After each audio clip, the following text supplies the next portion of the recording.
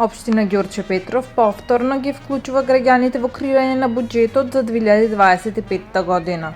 Жителите ќе можат да учествуваат преку прашалник со цел да се испланираат приоритетите за подобрување на општината.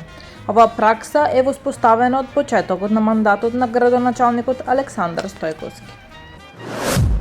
Жителите на Бујковци добија комплетно реконструирано спортско игралиште за мал фудбал, кое денеска беше пуштено во употреба. Реконструкцијата вклучува нов асфалт, лед осветлување, заштитна ограда и партерно уредување, финансирани од буџетот на општина Илинден.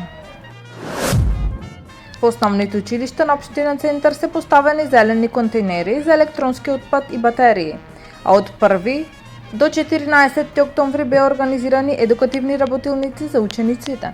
Акцијата "Пренеси ја пораката, одиме во лов на електронски отпад", спроведена со нула отпад, има за цел подигнување на свеста за правилно управување со отпадот и заштита на животната средина. Основното јавно обвинителство Скопје поднесе обвинение против 22-годишна девојка од Богданци за измама на 7 лица во Скопје, извршена во периодот од 15 јули до 29 септември. Обвинетата лажно им прикажала на оштетените дека ќе им изнајми стан, парајќи аванс од 74.200 денари, а по уплатата им давала кучеви што не одговарале на становите. Обвинителството предложи продолжување на мерката притвор поради опасност од бегство.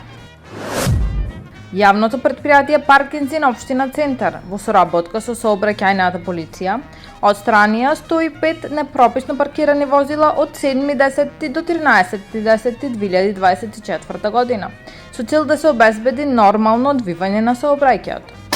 Општината ги потсетува граѓаните на важноста на почитувањето на сообраќајните правила за одржување на редот и безбедноста на улиците. Таму е Скопје, град мој љубав лише, што ми расуте сни. Вечно ќе ја